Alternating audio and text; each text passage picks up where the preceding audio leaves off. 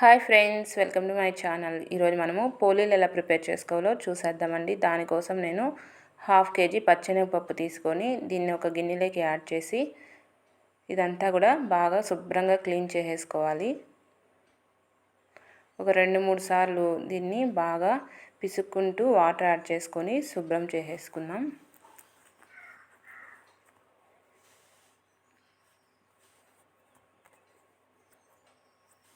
ఈ విధంగా చేత్తో పిసుకుతూ క్లీన్ చేసుకోవాలి. ఇలా పిసకడం వల్ల మనకి పౌడర్స్ కానీ ఏమైనా డస్ట్ ఉన్నా కూడా వెళ్ళిపోతుంది. ఇలానే ఒక 2-3 సార్లు క్లీన్ చేసుకొని ఇందులోకి మంచి వాటర్ని యాడ్ చేసేసుకుందాము.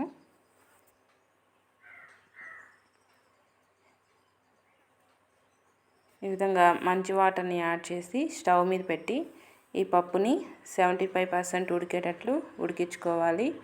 ఉడుకుతున్నప్పుడు ఒకసారి ఇలా మధ్య మధ్యలో కలుపుకుంటూ చెక్ చేసుకోవాలి. మరీ మెత్తగా ఉడకనీయకుండా ఒక 75-80% వరకు ఉడికేటట్టు ఉడికించుకుందాము.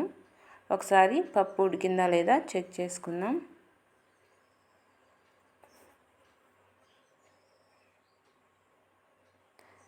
ఇక్కడ చూసినట్టయితే మనకి ఈ విధంగా పలుగ్గా ఉడికిపోయింది కదా.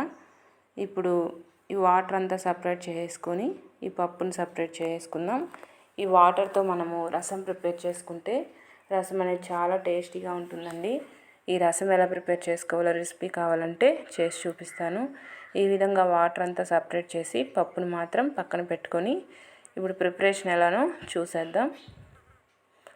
ఇప్పుడు ఒక గిన్నె తీసుకొని ఇందులోకి కొద్దిగా వాటర్ని యాడ్ చేసుకోండి. అలాగే ఒక చిటికెడు పసుపు, ఒక చిటికెడు సాల్ట్ కూడా యాడ్ చేసేసుకుందాం.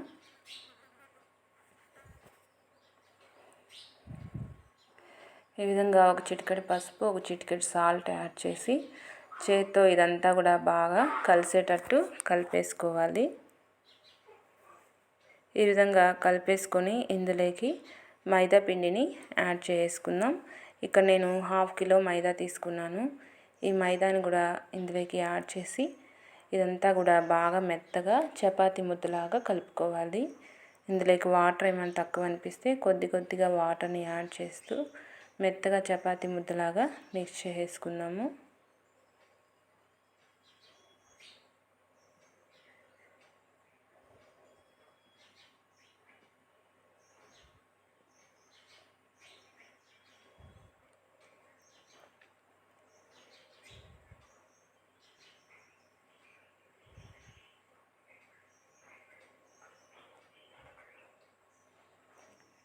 ఈ విధంగా కొద్దిగా వాటర్ యాడ్ చేస్తూ ఇలా చపాతీ ముద్దలాగా మెత్తగా మిక్స్ చేసుకొని పక్కన పెట్టేసుకుందాము.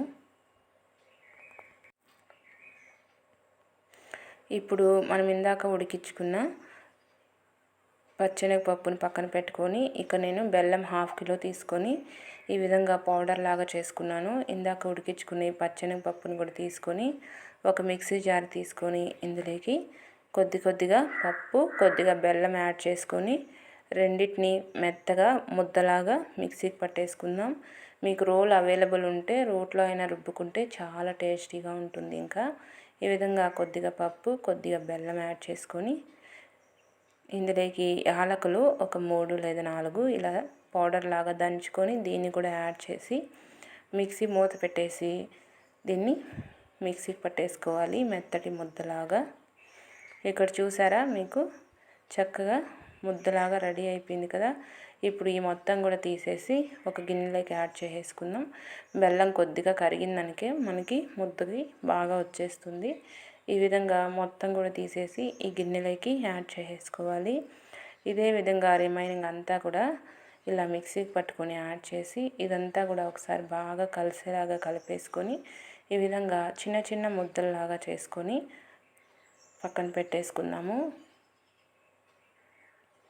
టేస్ట్ అయితే చాలా బాగుంటాయండి ఈ పోలీలు అనేది. ఈ విధంగా రౌండ్గా ముద్దలాగా చేసేసుకొని పక్కన పెట్టుకుందాం. ఇక్కడ నేను చపాతీలు ఒత్తేది తీసుకున్నానండి.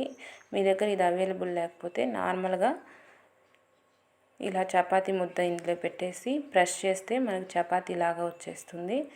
మీ దగ్గర ఇది లేకపోతే చపాతీ నార్మల్గా రుద్దుకుంటారు కదా, అలా రుద్దేసుకొని ఈ విధంగా ప్రిపేర్ చేసుకోండి. ఇలా ప్రెస్ చేసినట్టయితే మనకి చపాతీ లాగా రెడీ అయింది కదా. ఇప్పుడు దీన్ని తీసుకొని ఈ మధ్యలో మనం ఇందాక ముద్ద చేసుకున్నటువంటి పూర్ణాన్ని పెట్టుకొని ఇది అన్ని వైపులా నీట్గా క్లోజ్ చేసుకుందాం. ఈ విధంగా అన్ని వైపులా క్లీన్గా క్లోజ్ చేసుకొని ఇలా క్లోజ్ చేసి మళ్ళీ దీనిపైన పెట్టేసుకొని ప్రెస్ చేస్తే పర్ఫెక్ట్గా వచ్చేస్తాయి.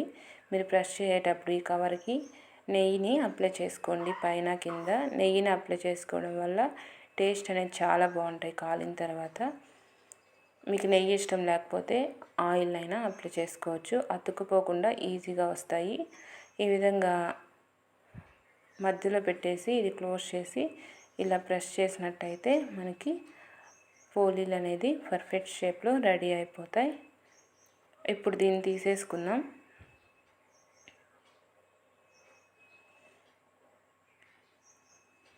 ఇప్పుడు దీన్ని ఇలా తీసుకొని దీన్ని పెనం మీద వేసి 2 సైడ్స్ నెయ్యిని అప్లై చేసుకుంటూ బాగా కాల్చుకోవాలి.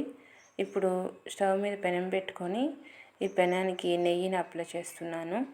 నెయ్యిని అప్లై చేసి హీట్ ఎక్కిన తర్వాత మనం ఇందాక ప్రిపేర్ చేసుకున్న ఈ పోలీని పెట్టేసుకొని 2 సైడ్స్ తిప్పుకుంటూ చక్కగా కాలేంత వరకు చేసుకున్నాము.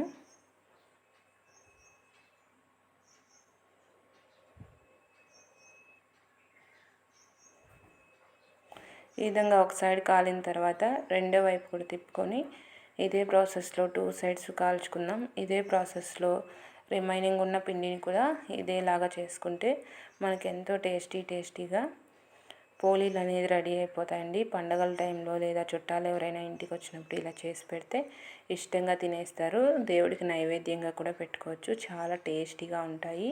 కొద్దిగా కష్టపడితే మనము టేస్టీగా పోలీలు రెడీ చేసుకోవచ్చు. చూసారు కదా, ఇదే ప్రాసెస్లో రిమైనింగ్ అన్నీ కూడా చేసేసుకుంటే ఎంతో టేస్టీ పోలీలు మనకి ఇంట్లోనే రెడీ అయిపోతాయి. చాలా సాఫ్ట్గా టేస్టీగా ఉంటాయి.